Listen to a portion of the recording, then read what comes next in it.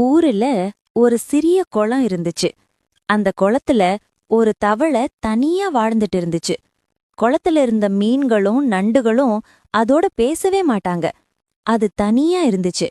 அதனாலே அது தினமும் வானத்தை பார்த்து எனக்கு ஒரு நல்ல நண்பன் கிடைக்கணும் அப்படின்னு நினைச்சிட்டு இருந்துச்சு. ஒரு நாள் குளத்துக்கு பக்கத்துல இருந்த ஒரு எலி அந்த தவளைய பார்த்துச்சு. அது சந்தோஷமா, ஹலோ நண்பா, எப்படி இருக்க என்று கேட்டுச்சு. அதுக்கு தவளை சோகமா, நான் ரொம்ப தனியா இருக்கேன் ன்னு சொன்னுச்சு. அத கேட்ட எலி, அப்படியா, இனிமேல் நான் உன் நண்பன் ன்னு சொன்னுச்சு. அதுக்கப்புறம் இருவரும் ரொம்ப நல்ல நண்பர்களா ஆகிட்டாங்க. குளத்துக்கு பக்கத்துல தினமும் பேசி சிரிச்சுக்கிட்டு இருந்தாங்க. ஒரு நாள் தவளைக்கு ஒரு வித்தியாசமான யோசனை வந்துச்சு. நாம 2 பேரும் கால்ல கயிறு கட்டிக்கலாம். அப்போ நீ எங்க இருந்தாலும் நாம ஒன்னா இருந்துக்கலாம் ன்னு சொன்னுச்சு. எலியும் அதுக்கு ஒத்துக்கிட்டுச்சு. இருவரும் கால்ல கயிறு கட்டிக்கிட்டாங்க. அந்த சமயத்துல மேல ஒரு கழுகு பறந்துட்டு இருந்துச்சு.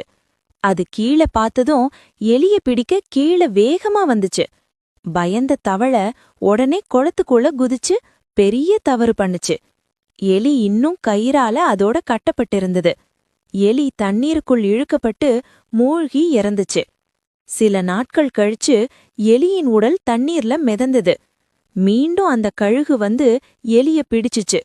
ஆனா கயிறு இன்னும் இருந்ததால தவளையும் அதோட சேர்ந்து மேல தூக்கிக்கிட்டு போயிருச்சு. இறுதியில இருவரும் உயிரை இழந்துட்டாங்க. கதை மாறல்: முட்டாள்களோட நட்பு நல்லதல்ல. Download ShareChat.